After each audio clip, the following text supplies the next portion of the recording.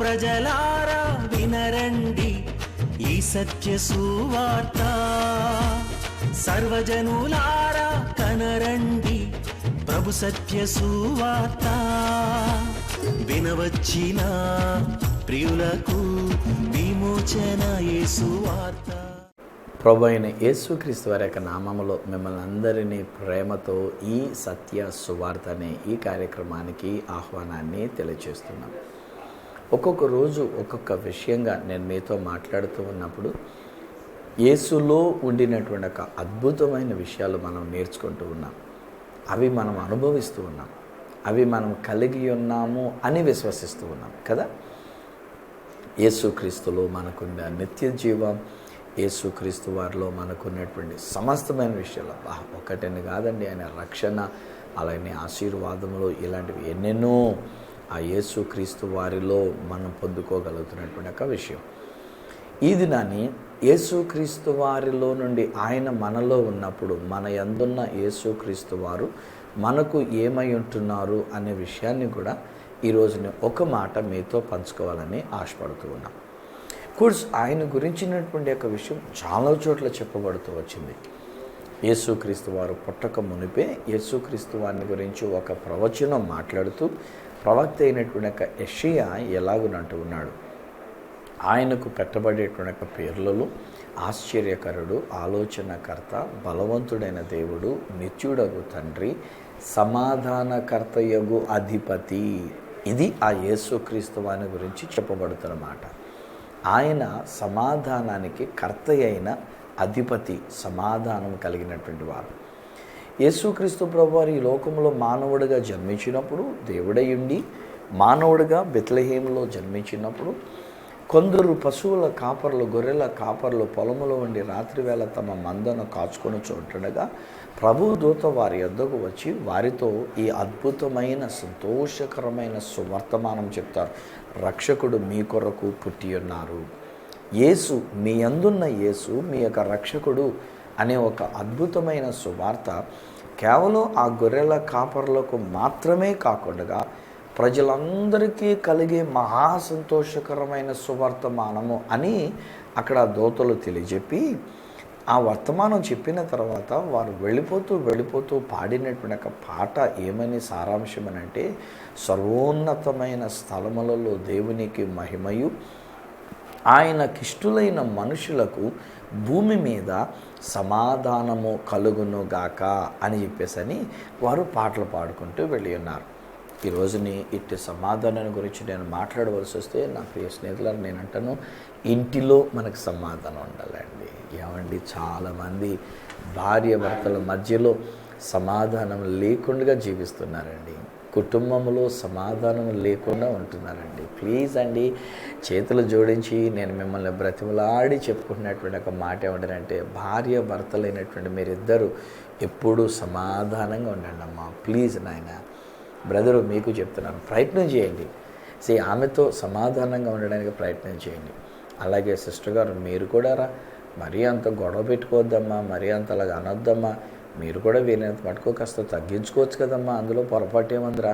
ఒకవేళ ఆయన ఏదైనా అన్నారు, ఆయన చికాకు మీద ఏదైనా అన్నారు, లేకపోతే ఏదైనా ఒకవేళ ఆయన కలిగిన పరిస్థితిని బట్టి ఏదైనా అన్నారు, కాస్త ఓర్చుకోవచ్చు కదా.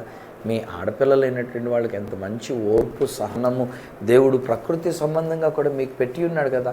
అలాంటప్పుడు కాస్త ఓర్చుకుంటే ఎంత అద్భుతమైనటువంటి ఒక సమాధానం ఇంటిలో ఉంటుందో కదూ. ఈరోజు నేను గమనిస్తున్నప్పుడు చివరికి భక్తులైనటువంటి వారి యొక్క ఇళ్లల్లో కూడా సమాధానం లేదండి. ఇద్దరూ కలిసి దేవుని యొక్క వాక్యాన్ని ప్రకటిస్తూ ఉంటారు, ఇద్దరూ కలిసి దేవుని యొక్క సేవ కొరకు వెళుతూ ఉంటారు, ఇద్దరు కూడా దేవుని యొక్క సేవ చేస్తున్న వాళ్ళే, ఇద్దరు కూడా బలంగా దేవుని చేత వాడబడుతున్నటువంటి వారే. బట్ ఎక్కడో చూచినట్లయితే వాళ్ళిద్దరి మధ్యలో సమాధానం లేదు, వాళ్ళిద్దరి మధ్యలో నెమ్మది లేదు, సఖ్యత అనేటువంటిది లేదు. ఈరోజు అందుకే నేను ప్రకటిస్తున్న మాట ఏమన్నా అంటే, మీ అందున్న యేసు, మీ మధ్యలో ఉన్నటువంటి ఒక యేసు, ఆయన మీ సమాధానముగా ఉండి ఉన్నారు. ఎఫెసీయులకు రాసినటువంటి ఒక పత్రిక 2వ అధ్యాయంలో కనుక మనం చూచినట్లయితే అక్కడ సంఘములో సమాధానం లేదు, కుటుంబంలో సమాధానం లేకుండా ఉన్నటువంటి ఒక విషయం అయితే, సంఘములో సమాధానం లేకుండా ఉండినటువంటి ఒక పరిస్థితులు అక్కడ కనబడుతూ అక్కడేంటంటే ఒక విధమైన క్యాస్టిజం అన్నమాట. అది యూదులలో నుండి రక్షింపబడి యేసు ప్రభుని నమ్ముకున్న వాళ్ళు అప్పర్ క్యాస్ట్ కింద ఉంటే, అన్యులలో నుండి రక్షింపబడి యేసు ప్రభుని నమ్ముకున్న క్రైస్తవులుగా పరిగణించబడిన వారు లోయర్ క్యాస్ట్ కింద ఉండి ఉన్నారు. వీళ్ళిద్దరూ కలిసి ఉండట్లే. ఏమో ఈ విషయాన్ని ఎలా పరిష్కరించాలో నాకైతే తెలియదండి. ఎందుచేతనంటే మన భారతదేశంలో ఉన్నటువంటి ఒక కులతత్వ విషయాలకు వచ్చినట్లయితే నేను ఇంకా అంతకుమించి డీప్కి వెళ్ళలేనండి. ఎందుకనంటే కొంతమంది ఏమంటారంటే, పోన్లేండి వాళ్ళందరూ కూడా వాళ్ళ క్యాస్ట్ వాళ్ళందరూ కలిసి వాళ్ళ అలాగున్న దేవుణ్ణి ఆరాధించుకుంటే మీకెందుకు, పెద్ద ఇదేముంది ఇందులోని, కలిసి ఆరాధించుకునేవ్వండి. సో వాళ్ళు ఉన్నతమైనటువంటి ఒక కులముగా వాళ్ళందరూ కలిసి ఒక గుడి పెట్టుకొని చేసుకునేవ్వండి. ఒకవేళ యువతల పక్క ఉన్నటువంటి వాళ్ళు మళ్ళీ ఇందులో కూడా ఈ లోయర్ క్యాస్ట్ అనుకునేటువంటి వాళ్ళలో కూడా ఒక క్యాస్ట్ ఒకటి, ఇంకొక క్యాస్ట్ ఇంకోటి అనేటువంటి రీతిగా పెట్టుకొని ఆ క్యాస్ట్ వాళ్ళు ఒక గుడి పెట్టుకున్నారు, ఈ క్యాస్ట్ వాళ్ళు ఒక గుడి పెట్టుకుంటూ ఉన్నారు. ఇలాంటి విభేదములు, ఇలాంటి పరిస్థితులు రాకూడదండి. మన మధ్యలో సమాధానం అనేటువంటిది ఉండాలి. ఈ క్యాస్ట్ అనేటువంటిది భూమి మీద ఉన్నటువంటి దానిలో మనం పెట్టుకున్నటువంటి క్యాస్ట్లే తప్ప, మనం పుట్టామని చెప్పేసి అని మనం పలానా క్యాస్ట్లో పుట్టినందు చేత వాడు ఆ క్యాస్ట్కి సంబంధించిన అంటరాని వాడు అయిపోతున్నాడు. వాడు చదువు చూస్తే అద్భుతమైన చదువుకోవచ్చు. ఒక్కొక్కసారి అప్పర్ క్యాస్ట్ ఉన్నటువంటి వాడు ఒకవేళ వాడు సరిగ్గా చదువు అవ్వకుండా కూడా పనికిరాని వాడుగా తయారై ఉండి ఉండవచ్చు. కానీ అప్పర్ క్యాస్ట్ కనుక వాడి ఫీలింగ్ వాడుకుంటుంది, లోయర్ క్యాస్ట్ అయినసరికల్లా వీడు అంటరాని వాడుగా పరిగణించబడినటువంటి రీతిగా వీనుకుంటూ ఉంటుంది. కానీ క్రిస్టియానిటీలోకి వచ్చేసరికండి, యేసుక్రీస్తులోకి వచ్చేసరికల్లా ఇక్కడ నేనైతే ఏమంటానంటే, యేసుక్రీస్తు నందు మనమందరము సమాధానము కలిగిన వారమే ఉండాలి. మనమందరం సమానత్వాన్ని కలిగినటువంటి వారమే ఉండాలి. ఏ క్యాస్ట్ వాళ్ళమైనప్పటికైనా సరే, లేదా ఎటువంటి వారమైనప్పటికైనా సరే, మనమందరము కూడా క్రీస్తులో సమాధానాన్ని కలిగిన వారమే ఉండాలి. అందుకే పౌలు భక్తుడు మాట్లాడుతున్నప్పుడు ఆయన చెప్తున్నటువంటి ఒక విషయం ఏమిటంటే, యేసు మన సమాధానమయ్యుండి, యేసే మన సమాధానమయ్యుండి ఆయన ఏం చేస్తున్నారన్నమాట, మన ఉభయుల మధ్యలో ఉండినటువంటి ఒక అడ్డుగోడను ఆయన పడగొట్టేసి, ఆ అడ్డుగోడను ఆయన తీసివేసి, అడ్డుగోడ లేకుండా చేసి మన ఉభయులను ఏకము చేశాను అని అంటాడు. యేసు మన సమాధానమయ్యండి. ఆయన శిలువ రక్తము చేత సంధి చేసి మనకు సమాధానం అనేటువంటిది కలుగ చేసినారు.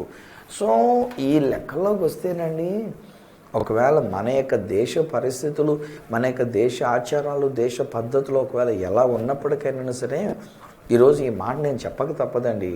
ఎందుకంటే ఎలాగో ఓపెన్గా నేను టీవీలో మాట్లాడుతున్నప్పుడు నా ఎదురుకుండా ఎవరు నాకంటూ కనబట్టలేదు కనుక నేను చెప్పేస్తాను. మీకు ఇష్టం లేకపోతే మీరు టీవీ కట్టేసుకుంటారు, అంతే కదా. నాకేంటంట, కానీ నేను చెప్పాల్సింది చెప్పాలి. ఇదే ఒకవేళ పబ్లిక్గా ప్రజలు ఎదురుకుండా నిలబడి మాట్లాడుతున్నప్పుడు ఒకవేళ నెలలో మాట్లాడితే ఈయన ఏ క్యాస్ట్ చూడరా చూడండి అని చెప్పేసి అని అనుకుంటారు. ఒకవేళ ఈయన క్యాస్ట్ గురించి ఈయన మాట్లాడుతున్నాడు అని చెప్పేసి అని అనుకుంటూ ఉంటారు. ఈయన పలానా క్యాస్ట్ కనుక ఈయన ఇలా మాట్లాడుతున్నాడు అని చెప్పేసి అని అనుకుంటూ ఉంటారు. ఏమంటే నా దగ్గర అయితే నాకు క్యాస్ట్లు అనేటువంటి విధానం నాకు లేదు. ఆ సర్టిఫికేట్స్ ఫిల్అవుట్ చేయించినప్పుడు కూడా క్యాస్ట్ సబ్ క్యాస్ట్లు అని పెడితే క్రిస్టియన్ అని రాశాను, అంతే. అంతకుమించి ఇంకోటి అంటూ నాకు పెట్టలేదు. ఏమో నేను ఏ విధంగా నేను పుట్టడం జరిగిందో, ఏ విధమైనటువంటి క్యాస్ట్ అనేటువంటిది అది నాకు సంబంధించింది కాదు. అది దాని సంగతి నేను ఎత్తట్లేదు కూడా ఎట్టి పరిస్థితుల్లో. కానీ ఈ రోజుని మనం ఒకవేళ మనం ఒక ఉన్నతమైన కులంలో అనేటువంటి దానిలో పుట్టినా, లేకపోతే ఒకవేళ తక్కువ కులం అని పరిగణించబడుతున్నటువంటి ఒకవేళ అలాంటి కుటుంబంలో మనం పుట్టినా, యేసుక్రీస్తు నందు మీరు మనము అందరము కూడా సమాధానము కలిగినటువంటి వారముగా, ఏకత్వాన్ని కలిగిన వారంగా ఉండాలి. ఇది దేవుడు కోరుకుంటున్నాడు. ఎలా అంటే మళ్ళీ మన భారతదేశపు బ్రదర్స్ సిస్టర్స్ కొంతమంది వాళ్ళు అపార్థం చేసుకుంటూ వాళ్ళు ఒకసారి ఏమన్నారంటే, ఈ క్రిస్టియానిటీ వచ్చిన కాడి నుంచి అండి మనలో కులతత్వం లేకుండా చేసేయడానికి చేస్తారండి వీళ్ళు మన యొక్క కులాలు లేకుండా చేయడానికి మనం అప్పర్ క్యాస్ట్ లోయర్ క్యాస్ట్ అనేటువంటి లేకుండా కులాలన్నీ సమానం అని చెప్పేసి తీసుకొస్తారు. ఇందులో తప్పేముందండి? అరే మనం అందరం మానవులం అండి. మనం అందరం కూడా 2 కాళ్ళు 2 చేతులు, ఒక పొట్ట, ఒక నడుము, ఒక కళ్ళు, ముక్కు, నోరు, తలకాయ ఇలాగన కలిగిన ఒకే రకమైనటువంటి వాళ్ళం కదండి. మనలో మనకి రక్తం కూడా కోసి కనుక అక్కడ పోస్తే అందరి రక్తం ఎరిపే కదండి. ఏ కులం అయితే ఏంటంటే అక్కడ ఈ కులం ఒక రక్తం, ఈ కులం ఒక రక్తం అనేటువంటి రీతిగా ఉంటుందా ఏమన్నా? మనం అందరూ ఒక రక్తమే కదండి. యేసు రక్తాన్ని కదా ఇప్పుడు మనం తీసుకుంటున్నాము, యేసు యొక్క శరీరాన్ని కదా మనం తీసుకుంటున్నాము. ఇంకా అలాంటప్పుడు కులం అనేటువంటి ఒక పేరు చెప్పుకొని మనం ఎందుకు ఈ విధమైనటువంటి ఒక వ్యత్యాసాలు, విభేదాలు, వర్గ భేదాలు, లేకపోతే అభిప్రాయ భేదాలు ఇలాంటివి? ఐ థింక్ నేను చెప్పవలసినటువంటి ఒక మాటకైతే మాత్రం నేను ఏమంటానంటే, I don't have any casteism. నాకు ఎవరైనా ఒకటే. నాకు ఒకవేళ వాళ్ళు ఏ విధంగా ఉన్నటువంటి వాళ్ళైనా అందరినీ సమానంగా ప్రేమిస్తా, అందరినీ సమానంగా చూస్తా, అందరితో సమాధానంగా నేను మాట్లాడుతూ ఉంటా. ఎందుకంటే నాలో ఉన్న యేసు ఆయన నా సమాధానమై ఉండి ఉన్నాడు, ఆయన మన సమాధానమై ఉండి ఉన్నాడు. మన ఉభయుల మధ్యలో ఉన్నటువంటి ఒక గోడను పడగొట్టి మనందరినీ కూడా ఏకము చేసి ఉన్నాడు. ఆ ఇశ్రాయేలీలైనటువంటి వారి విషయంలో కూడా నేను విన్నది ఏంటంటే, అక్కడ ఉన్నటువంటి ఒక కాంటెక్స్టువల్ బట్టి కూడా మనం చెప్పుకోగలిగినటువంటి ఒక విషయం ఏంటంటే, ఎవరైతే యూదుల్లో నుండి క్రైస్తవులు అయ్యున్నారో వీళ్ళేమో కొంచెం ఉన్నతమైన వారుగా పరిగణించబడుతూ, ఎవరైతే అన్యుల్లో నుండి లేక గ్రీకుల్లో నుండి ఒకవేళ క్రైస్తవులు అయినటువంటి వారిని అంటరాని వారుగా పెడుతూ, ఒరే మీరు దూరంగా ఉండండి, మీరు సున్నతి లేనటువంటి వారు, మేము సున్నతి కలిగినటువంటి వాళ్ళం, మేము వాగ్దాన నిబంధనలు కలిగినటువంటి వాళ్ళం, మేము దేవుడిని దేవుడిగా మేము కలిగినటువంటి, మీరు దేవుడు లేనటువంటి వాళ్ళు, మీరు సున్నతి లేనటువంటి వారు, మీరు మాతో కలిసి ఆరాధిస్తారా? No way. మీరు అక్కడ వేరే వెళ్ళి ఆరాధించుకోవడం కావాలంటే వేరే ఇంకో గుడి పెట్టుకొని ఆరాధించుకోండి. మా గుడిలోనికి, మేము ఉన్నటువంటి ఒక స్థలంలోనికి, మా యొక్క క్యాస్ట్ ఉన్నటువంటి ఒక స్థలంలోనికి మీరు రావడానికి వీల్లేదు. మీరెక్కడ, మీరు మాకంటే కూడా తక్కువ అనేటువంటి ఒక భావన వచ్చినప్పుడు దానికి పౌలు భక్తుడు ఖండిస్తూ ఆ మాటలు చెప్తూ ఉంటాడు. యేసు క్రీస్తులో మనం సమాధానం కలిగి ఉన్నాము. ఈరోజుని ఒకవేళ ఇలాంటి కులం అనేటువంటి ఒక విషయమే కాకపోయినా కానండి, చాలా సంఘాలలో విభేదములైనటువంటివి ఎక్కువైపోతూ ఉన్నాయి. మరి ముఖ్యంగా అండి ఏమంటానండి, ఇది కూడా ఓపెన్గా చెప్తున్నానండి, ఎస్టాబ్లిష్డ్ సంఘాలని పేరు చెప్పుకొని ఈ బాప్టిస్టు, లూథరన్, లేకపోతే ఈ డినామినేషనల్ సంఘాలుగా ఉన్నటువంటి యొక్క సంఘాలలో కొంతమంది పెద్దలైనటువంటి వారిని పెట్టడం జరుగుతూ ఉంటుంది. పాస్టర్ గారు జీతగాడిగా వచ్చి పనిచేస్తూ ఉంటాడు, పాస్టర్ గారిని ఏర్పాటు చేసుకుంటారు, అవసరమైనప్పుడు పాస్టర్ గారిని తీసేయడానికి అనేటువంటి రీతిగా కూడా హక్కులు కలిగినటువంటి వారుగా ఉంటూ ఉంటారు. అదే ఇండిపెండెంట్ సంఘాలుగా కనుక మనం చూసినట్లయితే అందులో ఎవడు తీసేయడానికి అవకాశం ఉండదు. ఎందుకంటే ఆ ఇండిపెండెంట్ సంఘాల్లో వారే మొత్తం అంతా వారిదే, వారి ఇష్టం. ఇంకా అవసరమైతే ఇండిపెండెంట్ సంఘాల్లో ఆ విశ్వాసి కావాలంటే బయటికి పోవాలి. కానీ ఎస్టాబ్లిష్డ్ సంఘాలని చెప్పుకునేటువంటి ఒక డినామినేషనల్ సంఘాలలో పాదిరి గారిని బయట తీసేస్తారు. వాళ్ళు మాత్రం పర్మనెంట్గా ఉంటూ ఉంటారు, పెద్దరికాలు పర్మనెంట్గా ఉంటూ ఉంటారు, ఎప్పుడు కూడా వాళ్ళే పెద్దరికాలు చేస్తూ ఉంటారు, పాదిరి గారిని మాత్రం మార్చేస్తూ ఉంటారు. తత్ఫలితం ఈనాడు సంఘాలలో నేను గమనిస్తూ ఉన్నప్పుడు most of the churches we have a difference of opinions between the pastor and the executive. Pastor గారికి, ఎగ్జిక్యూటివ్కిను, పాస్టర్ గారికి సంఘ పెద్దలైనటువంటి వారు, పాస్టర్ గారికి సంఘ డీకల్, పాస్టర్ గారికి పీసీసీ సభ్యులైనటువంటి పొసగదే. ఇంకా అక్కడ సేవ ఏం చేస్తామండి? ఇంకా అక్కడ వారు వాక్యం ఏమని వారు బోధిస్తారు, వాళ్ళు ఏ మనసుతో వాళ్ళు వింటూ ఉంటారు. ఇంకా అక్కడ జరిగే విషయం ఏంటంటే, పాదిరి గారు ఏం బోధ చేసినా దాన్ని ఏంటి తప్ప అనేటువంటి రీతిగా దానిలో ఉన్న తప్పులు పట్టుకోవడానికే వాళ్ళు వింటూ ఉంటారు తప్ప వాళ్ళు పశ్చాత్తాపడడానికి వాళ్ళు వినరు. పెద్దలైనటువంటి వాళ్ళు ఏమంటారంటే, ఇదిగో ఈ మాట మా గురించి చెప్పాడు ఆయన, ఇదిగో ఈ విషయం మా గురించే ప్రస్తావన తీసుకొచ్చాడు, మమ్మల్ని మనసులో పెట్టుకుని ఆయన ప్రసంగం చేస్తున్నాడు, ఈ పాదిరి ఉండడానికి వీల్లేదు అని చెప్పేసి అని అంటారు. ఇంకా అక్కడి నుంచి పాదిరి గారులమైనటువంటి మేము కూడా ఏం చేస్తున్నాం అనమాట అండి, మమ్మల్ని అభిమానించి మమ్మల్ని ప్రేమించేటువంటి కొందరిని గ్రూప్ కింద తయారు చేసుకొని వీళ్ళ కనుక వెళ్ళిపోమంటే ఇక్కడ ఇంకో చిన్న సంఘం పెట్టేసుకుంటాం, ఇండిపెండెంట్ సంఘంగా మేము వెళ్ళిపోతూ ఉన్నాం, ఇండిపెండెంట్గా మేము సేవ చేసుకుంటాం ఈ డినామినేషనల్ సంఘాల్లో. ఈరోజు నేను చెప్తానండి, నేను బాప్టిస్ట్ వాడిని, నేను బాప్టిస్ట్ సంఘంలో నేను సేవ చేస్తున్నాను. చాలామంది బాప్టిస్ట్ పాస్టర్ గారులు అయినటువంటి వారు ఎలాంటి పరిస్థితులను బట్టి బయటకు వచ్చేసి వాళ్ళు సొంతంగా సంఘాలు పెట్టేసుకున్నటువంటి వాళ్ళు ఉన్నారు. వాళ్ళు ఓన్ ఇండిపెండెంట్ సంఘాలుగా పెట్టుకొని హాయిగా సేవ చేస్తున్నారు. వాళ్ళు అక్కడ అదే ఊర్లోకి వెళ్ళి చేయొచ్చు, లేదా చుట్టుపక్కల గ్రామాల్లో చేయొచ్చు. బాప్టిస్టు సంఘాలలో ఉన్నంత వరకు ఏదో అక్కడ వరకు మాత్రమే కట్టుబడినట్టుగా ఉండినటువంటిది. కానీ ఎప్పుడైతే సమస్యలు అనేటువంటిది వచ్చిందో, పడకపోవడం అనేటువంటిది వచ్చిందో, పెద్దరికం నుంచి వాళ్ళ నిందలు మోపేటువంటి ఒక పరిస్థితి వచ్చిందో, ప్రతి దానిని ఒక తప్పు కింద మోపేటువంటి ఒక పరిస్థితి వచ్చిందో, తత్ఫలితం ఇక అక్కడ ఉన్నటువంటి ఒక పాస్టర్ గారు ఏం చేస్తున్నారంటే ఒక బాప్టిస్ట్ సంఘమును విడిచిపెట్టేసి బయటికి వెళ్ళిపోయి ఓన్గా సొంతంగా సంఘం పెట్టుకొని ఆయన సేవ చేసుకుంటూ హాయిగా. ఇంకా అక్కడేమవుతుంది అనమాట, ఒకవేళ ఎవరికైనా పడని పరిస్థితి వచ్చిందనుకోండి, ఆ వ్యక్తులే, ఆ విశ్వాసులే ఆ సంఘాన్ని విడిచిపెట్టేసి ఇంకో సంఘానికి వెళ్తారు. ఇప్పుడు మళ్ళీ అది జంపింగ్ అనమాట, ఇక్కడి నుంచి ఇంకో సంఘానికి, ఆ సంఘం నుంచి ఇంకో సంఘానికి, ఆ సంఘం నుంచి ఇంకో సంఘానికి అనేటువంటి రీతిగా సమ్వేర్ ఎక్కడో ప్రాబ్లం అండి ఇది. ఈరోజు నేను ఎస్టాబ్లిష్డ్ సంఘాలని నేను అభినందిస్తున్నా, ఇండిపెండెంట్ సంఘాలను కూడా నేను అభినందిస్తున్నాను. పర్సనల్గా ఒకవేళ నన్ను అడిగితే మాత్రం ఇండిపెండెంట్ సంఘాలకి నేను పెట్టుకోవడం మనసు లేదు నాకు. అందుకని ఇప్పటికి ఇంకా 35 సంవత్సరాలుగా నేను బాప్టిస్టు సంఘంలో నేను దేవుని యొక్క సేవా పరిచయాన్ని సంఘ కాపరిగా నేను కొనసాగిస్తున్నా. ఇండిపెండెంట్గా నేను వెళ్ళినప్పుడు ఏమవుతుందంటే కొంచెం స్వార్థంగా సేవ చేసుకుంటూ జరుగుతూ ఉంటుంది. నాకెంత రాబడి వస్తుంది, నాకెంత డబ్బులు వస్తాయి, నన్ను ఎవడో అడ్డు చెప్పేది లేకుండా, నేను ఎవరికీ బాధ్యత లేకుండా, అకౌంటబిలిటీ అనేటువంటిది లేకుండా నా ఇష్టం వచ్చిన రీతిగా నేను సేవ చేసుకునేటప్పుడు there is a danger in that also. అందులో ఉన్నటువంటి ప్రమాదం ఏంటంటే దేవుని యొక్క చిత్తాన్ని తెలుసుకోకుండా నా ఇష్టం వచ్చిన రీతిగా చేసుకుంటూ నేను పీస్ఫుల్గా ఉన్నానని అనుకుంటాను. వచ్చింది వచ్చినట్టుగా నా మటుకు నేనే తినేస్తూ, నా మటుకు నేనే బిల్డింగులు కట్టుకుంటూ, నా పిల్లల కొరకు, నా కుటుంబం కొరకు ఖర్చులు పెట్టేసుకుంటూ దేవుని యొక్క సంఘం కొరకు మాడబడకుండా అనేటువంటి రీతిగా తయారవుతూ ఉంటుంది. సో అందుకని నా పర్సనల్ అభిప్రాయం నన్ను అడిగితే ఇండిపెండెంట్ సంఘానికి నేను వెళ్ళలేదు, వెళ్ళే మనసు కూడా లేదు. దేవుని యొక్క కృపను బట్టి ఇండిపెండెంట్ సంఘాలుగా వెళ్ళే మనసు కూడా లేకుండా నేను కామ్గా ఉన్నా. చేయగలిగినంత వరకు బాప్టిస్ట్ సంఘంలో సేవ చేస్తా.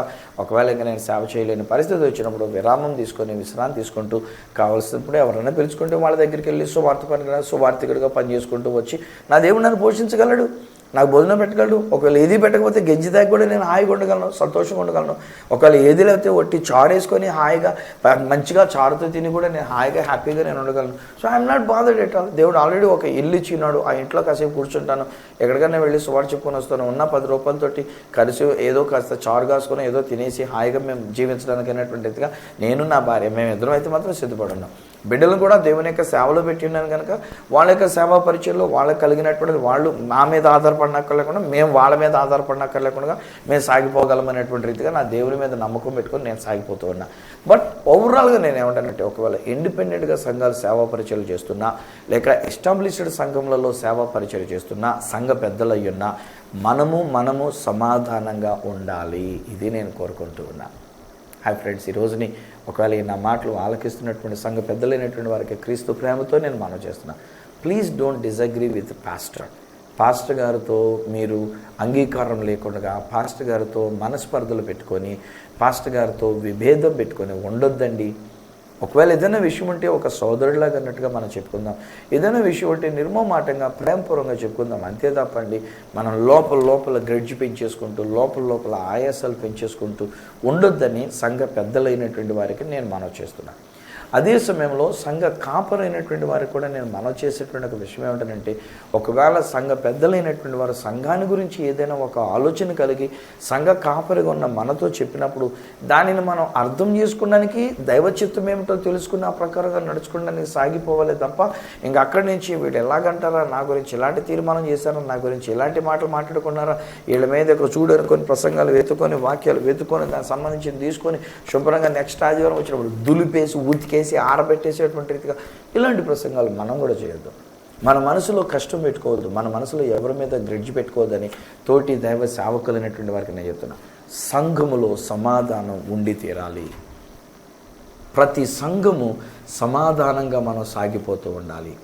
అలా ఉండాలి అని అంటే నేను డిక్లేర్ చేస్తున్నా, మీ యొక్క చర్చిలో యేసు ఉన్నారు, సమాధానకర్త అయిన యేసు మీ యొక్క సంఘములో ఉండి ఉన్నారు. సమాధానకర్త అయిన యేసు పాస్టర్ గారికి పెద్దలకి మధ్యలో ఉండి ఉన్నారు. సమాధానకర్త అయినటువంటి యేసుని మన యొక్క సంఘంలో మనము కలిగి ఉన్నప్పుడు we will not have any misunderstandings, we will not have any difference of opinions either by casteism or by any other problems. Caste వలన కానివ్వండి, కులం వలన కానివ్వండి, లేకపోతే వర్గభేదము కానివ్వండి, ప్రాంతీయ భేదము కానివ్వండి, పెద్దరికాలు, పాదిరితనం, లేక అధికారము, కుర్చీ వ్యామోహము, అధికార వ్యామోహము, ఇలాంటి ఏ విషయంలో కూడా మనకి డిస్టర్బెన్స్ ఉండకూడదు. నాకు తెలిసి ఈ యొక్క కాంతి ఛానల్ చాలా జిల్లాల్లో తెలియజేయబడుతుంది.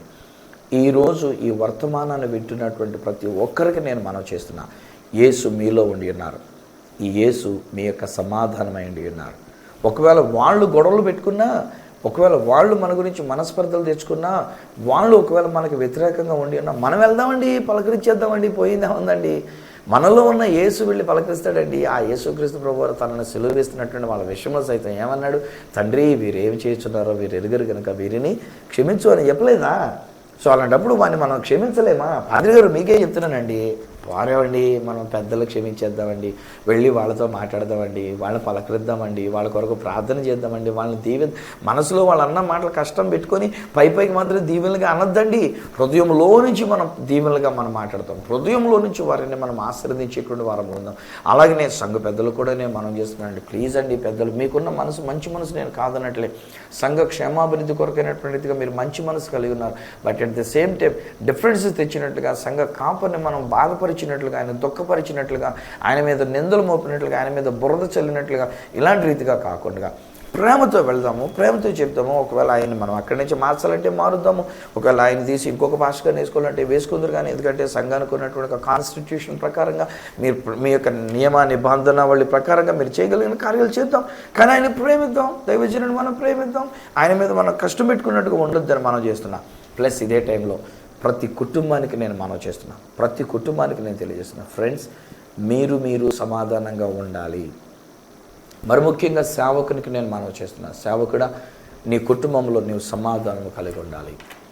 చాలామందిని సేవకులైనటువంటి వారిని సాతానుగాడు పడగొడుతూ భార్య భర్తల మధ్యలో సమాధానం లేకుండా, భార్య భర్తల మధ్యలో సఖ్యత లేకుండా, యేసుని లేదు అన్నట్టుగా, వారిలో యేసు లేరు అన్నట్టుగా ప్రవర్తిస్తున్నటువంటి కుటుంబాలు చాలా ఉంటూ ఉన్నాయి. ప్లీజ్ ఈరోజు నేను క్రీస్తు ప్రేమతో నేను మనవి చేస్తున్నా, భార్య భర్తలైనటువంటి మీరిద్దరూ సమాధానంగా ఉండాలి, మీరిద్దరూ సమాధానంగా ఉండాలి.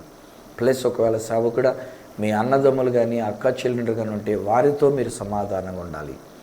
ఒకవేళ మీ ఇంట్లో ఇన్లాస్ అయినటువంటి వారు వచ్చినప్పుడు మీ ఇంటికి వచ్చిన అల్లుళ్ళతో, మీ ఇంటికి వచ్చిన కోడండ్రతో, మీ యొక్క ఏప్రాలు గారితో, మీ యొక్క వియ్యంకుళ్ళు గారితో, మీకున్నటువంటి ఒక బంధువర్గంతో మీరు సమాధానం కలిగి ఉండాలి. వెరీ డిఫికల్ట్, నేను కాదని, ఎందుకంటే ఈ రోజుల్లో అంత తేలికైనటువంటి విషయం కాదండి. మన కూతురుతో మాట్లాడాలంటే ఒక విధంగా ఉంటుంది, మన కోడలతో మాట్లాడాలంటే వేరొక విధంగా ఉంటుంది. మన కూతురు మాట్లాడినటువంటి మాటలు ఏదైనా మనకు నచ్చితే, మన కోడలు మాట్లాడిన మాటలు కానీ, మనం కోడలతో మాట్లాడిన మాటలు కానీ నానార్థాలతో వచ్చి అక్కడి నుంచి మనస్పర్ధలు పెట్టేసుకొని, గొడవలు పెట్టేసుకొని, మనకు అబ్బాయిని లొంగ తీసుకొని ఇంకా ఆవిడ బయటికి వెళ్ళిపోతాం, సంసారం బయట పెట్టేద్దాం, మనం వేరే సంసారం పెట్టేద్దామని చెప్పేసి పట్టుబట్టి మీ నాన్నతో మీ అమ్మతో ఉంటే కనుక నేను సంసారానికి రానని చెప్పేసి ఇంటికి వెళ్ళిపోయి, పుట్టింటికి వెళ్ళిపోయి, ఇలాంటి నానా రకాల రభసలు నేను ఈ రోజుల్లో చాలా చోట్ల చూస్తున్నాను.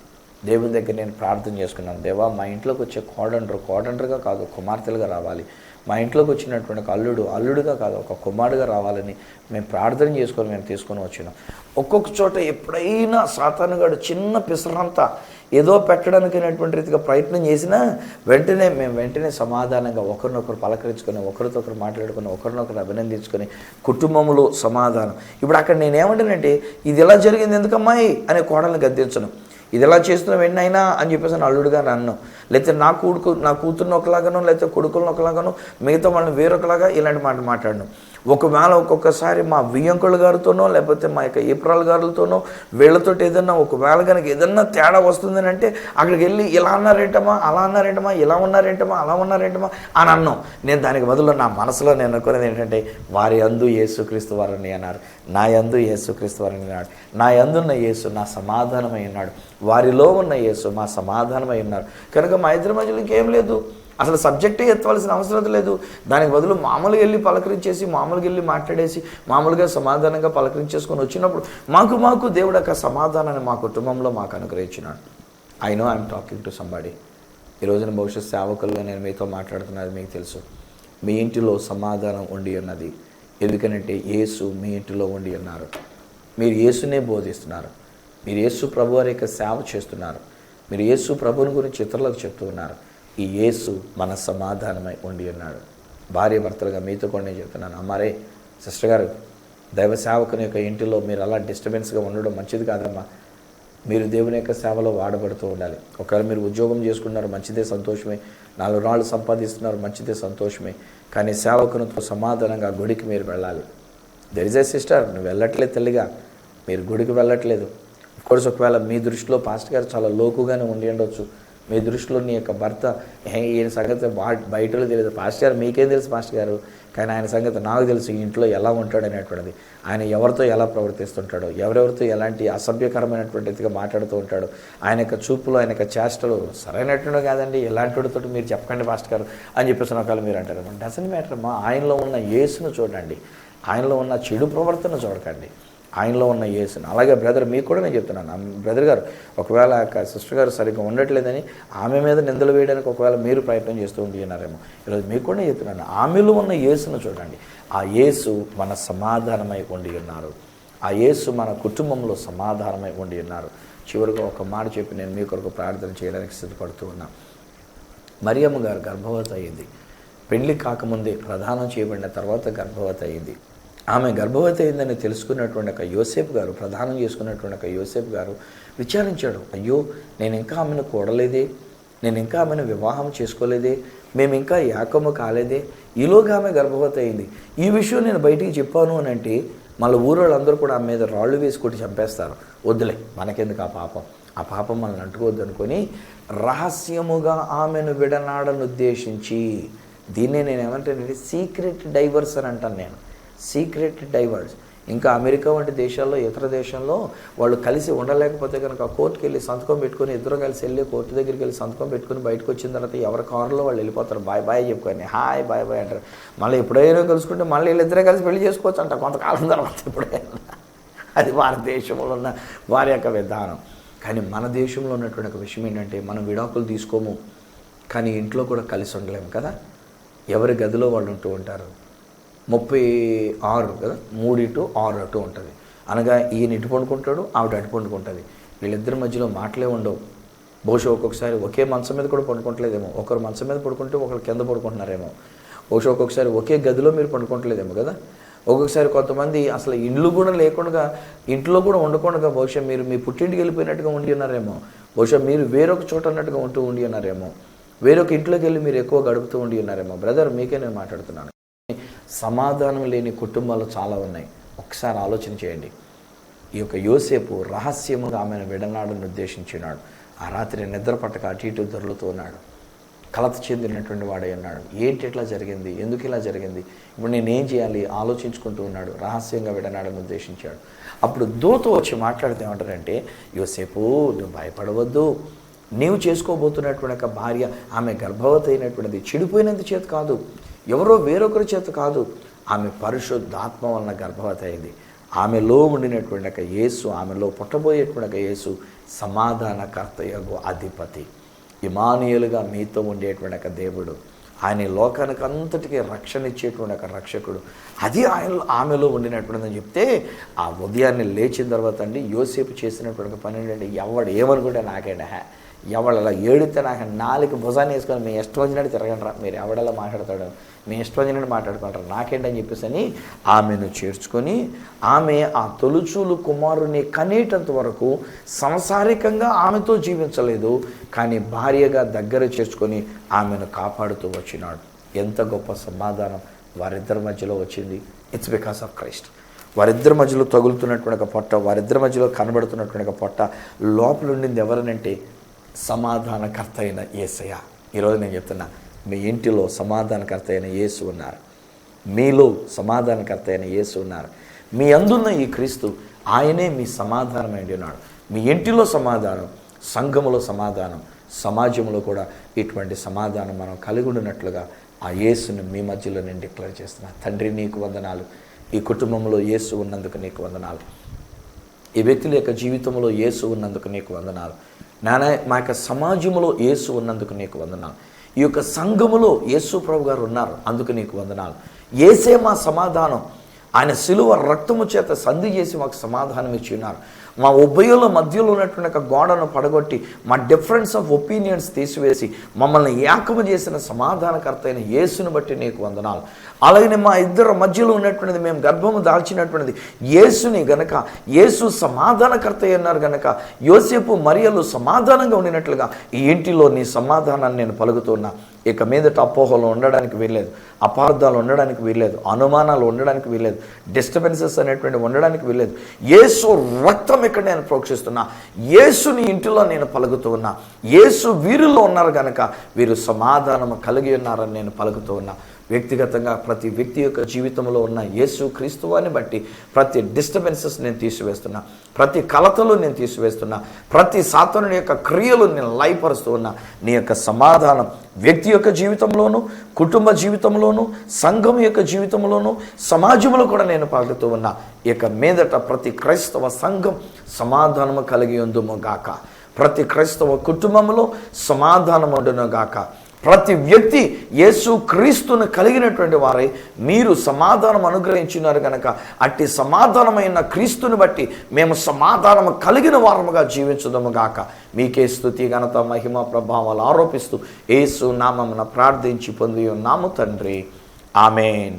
తండ్రి, కుమార, పరిశుద్ధాత్మలను దేవదేవుని దీవెన, ఆశీర్వాదము, సమాధానం ఆయన బిడ్డలుగా మీకును మీ యొక్క కుటుంబములకును నిత్యము తోడయుండి మిమ్మల్ని ఆశీర్వదించి నడిపించును గాక. ఆమేన్, ఆమేన్. వెల్ స్నేహితులారా, దేవుని యొక్క సమాధానం మీరు కలిగి ఉన్నారు. మీ ఇంటిలో యొక్క సమాధానం ఉంది. There is no difference. ఇక మీదట దెబ్బలాటలు కానీ, మనస్పర్ధలు కానీ, మాటలు కానీ ఉండడానికి వీల్లేదు నేను చెప్తున్నా. అంటా రే, ఒకవేళ ఈసారి ఏమన్నా డిస్టర్బెన్స్ వస్తే నాకు ఫోన్ చేయమ్మా, నేను మాట్లాడతా, ఆయనతో మాట్లాడతా. అలాగే బ్రదర్, మీకు కూడా చెప్తున్నాను, ఒకవేళ అమ్మాయి ఏమైనా డిస్టర్బెన్స్ కనుక చేస్తున్నట్లయితే ఒక్క మాట నాకు ఫోన్ చేయండి, నేను మాట్లాడతా, సిస్టర్తో నేను మాట్లాడతా. అవసరమైతే మీ ఇంటికి వచ్చి మరి నేను మాట్లాడుతున్నాను. కానీ మనం సమాధానం కలిగి ఉన్నాం. అలాగనే సంఘంలో కూడా ప్రతి సేవకుని నేను చెప్తున్నా, సంఘ పెద్దల గురించి మీరు డిస్టర్బ్ అవ్వద్దు. సంఘము విషయంలో కూడా ఏమాత్రం డిస్టర్బెన్స్ అవ్వద్దు. సంఘము దేవుని యొక్క సంఘం, అది ఏకముగా ఉంటూ ఉండాలి. అలాగే సంఘ పెద్దలు మీకు కూడా నేను చెప్తున్నానండి, పాదిరి గారి విషయంలో డిస్టర్బెన్స్ అవ్వద్దండి. పాదిరి గారిని అనవసరంగా రాచి రంపాన్ని పెట్టొద్దండి.